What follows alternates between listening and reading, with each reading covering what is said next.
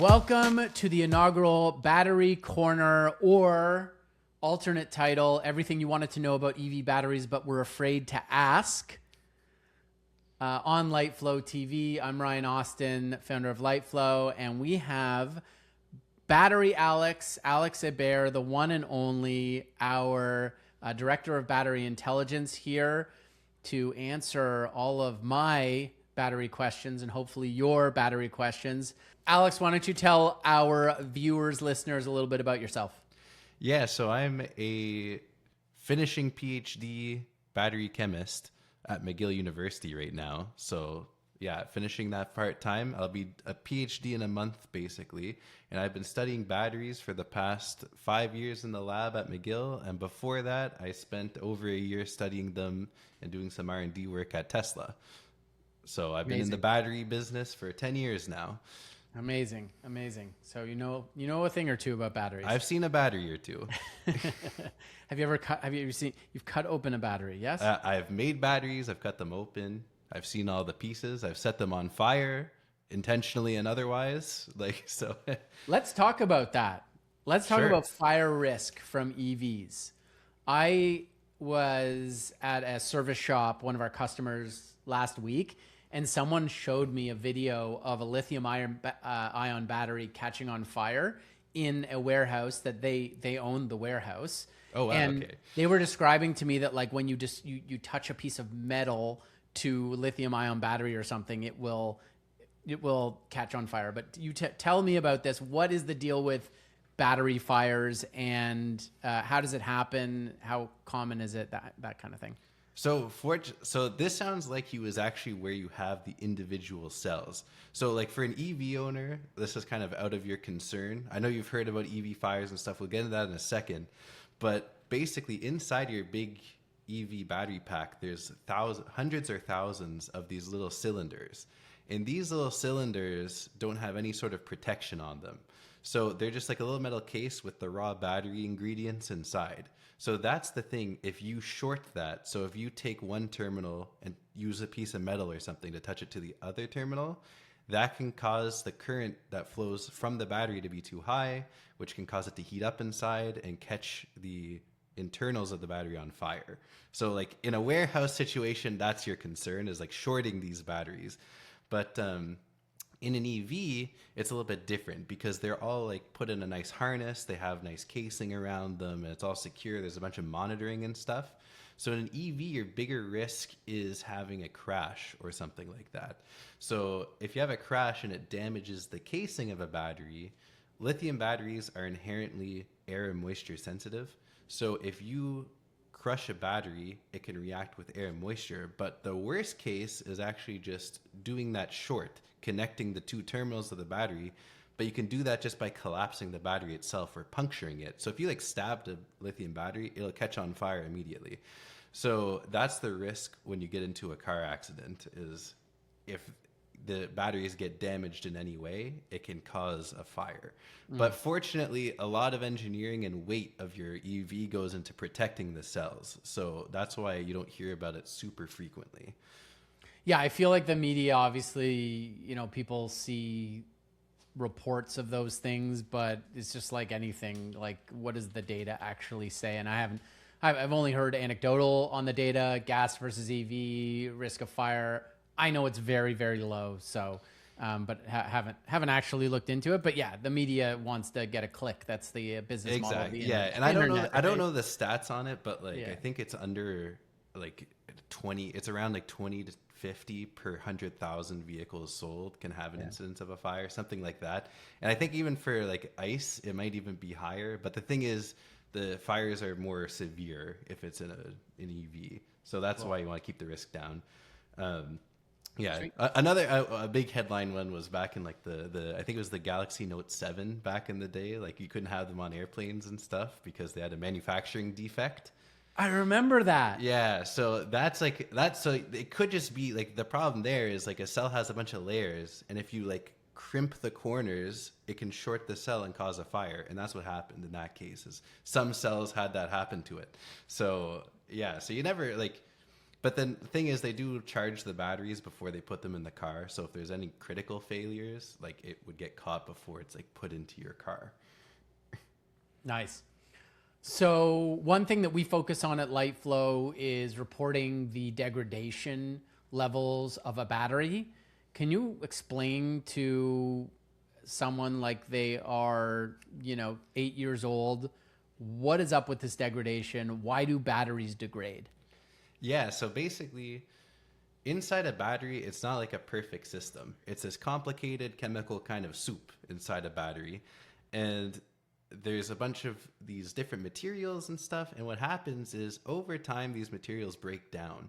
So physically, what's happening is you can think of it, it's kind of like a bookshelf inside of the battery. And like the books are your lithium. So as you take the energy out, it's like you're taking the books out of this bookshelf, and like that's like where you get your energy, and then you put them back in. But the problem is, over time with use, it wears down, and all of a sudden you can't put as many books back into the bookshelf because maybe like it cracks a little bit, or like it gets a little bit too narrow or like worn down. So then you lose the ability to store lithium, and therefore the ability to store energy. So there's other ways a battery can degrade too, but I won't get into the details. So that's what happens basically. It's just with age and time, it breaks down, and with usage. I don't want to get too into the details, but we've got this anode and the cathode, like these two things on both sides, and the ions are like going back and forth basically on charge and discharge. Is it the anode and cathode is degrading? Is all of it degrading, including the ions?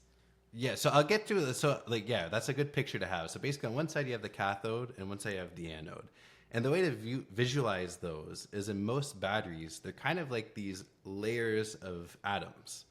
So it's like you could just imagine you have like a layered cake with lithium in between all of these layers. And what happens is when you charge and discharge the cell, the lithium goes between the cathode and the anode, and that's how the energy is transferred. But the problem is all of this is sitting in this liquid called the electrolyte, and this is the flammable part in those like batteries that catch on fire. That's what you're really seeing is this electrolyte on fire. And the problem is this actually the electrolyte reacts with both the anode and the cathode. And what it does is it clogs them up over time. So it kind of creates a layer on the front of like that blocks the lithium from getting in. It makes it more difficult. So you lose energy that way because now it's more difficult to extract the lithium. And then the other thing that happens is these materials physically break down. So they're kind of like a nice ordered layer structure, but then over time they get cracks, they expand and contract every time you take lithium in and out of them, and then they break down. So those are the two kind of principal things that happen. And then that causes your capacity loss. Nice. Battery soup. Yeah. I'm battery hungry. soup. Yeah, it's making me hungry. How long do EV batteries last? Dealers ask me this question. They get the question from customers like, how long is this car going to last? How long is the battery going to last? Nobody asks how long the engine is going to last when they're buying a car. But of course, it's in the mind of the consumer that batteries will eventually fail, degrade, whatever. So what should a dealer say to a customer when they ask, how long will the battery last? Yeah, the first fundamental problem is like a battery lasting is a tough definition already. Because like, what is a battery? Like, when do you say a battery is no longer like able to perform? So realistically, like a lot of warranties you'll see certify the battery down to a degradation of like 70%. So basically, if you have 70% of the available capacity in the battery compared to when it was new, that's when you can have a warranty claim.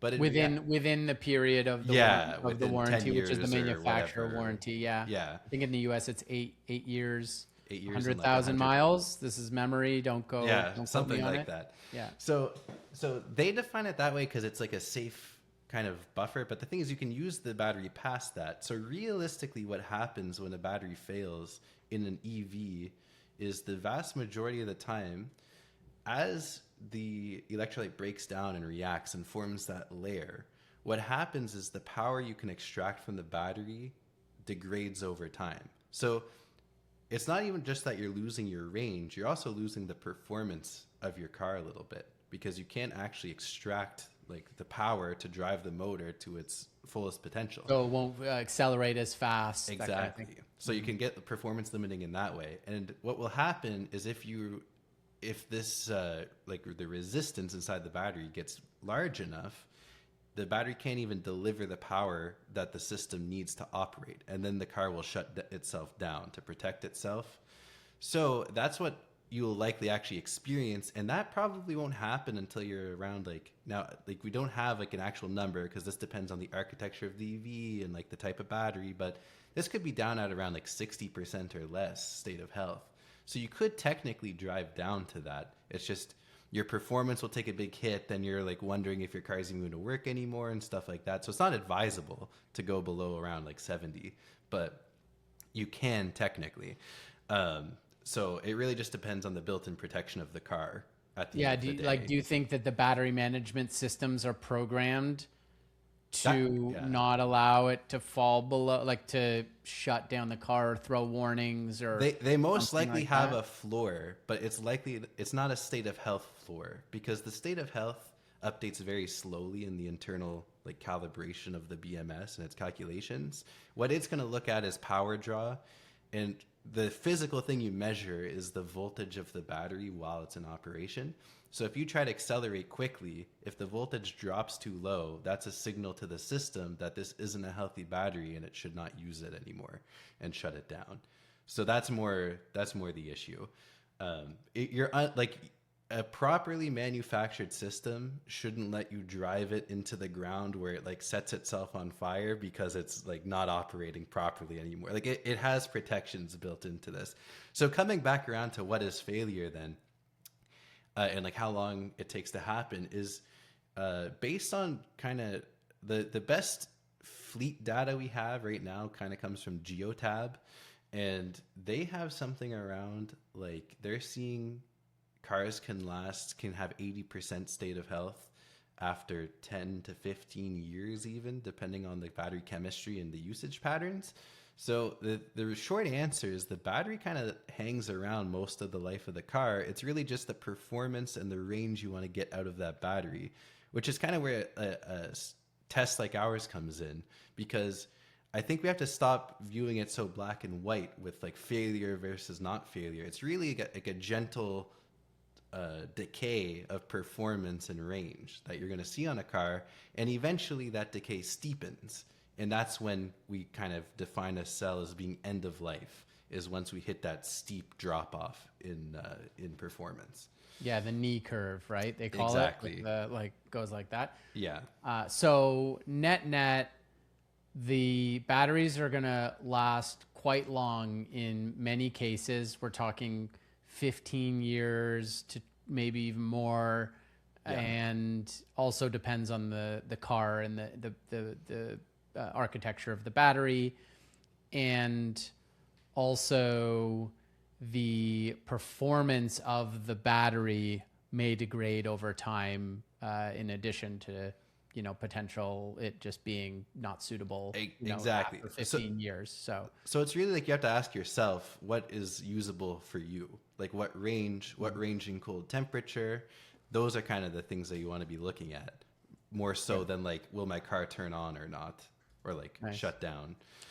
Let's talk about range in cold temperature. Yeah. So it's well known that range degrades or is lower in cold temperature and really hot temperature. There's obvious things like you're running your heat more stronger, or AC stronger, and that's using the battery. So that would use your range faster. But I think there's also other things. So talk to us about like what, because again, dealers getting a question, like I'm going to get less range in the winter, right? What am I going to get in the winter? And then also give us a window into why you get less in the winter, summer. Yeah, so the heating plays a very large role in this, but there's also a chemical role. Like the battery itself in cold temperatures does not have access to as much capacity or energy as it does in warmer temperatures. So you're kind of getting hit with two factors at the same time. And that's why it can also vary quite a lot depending on the vehicle.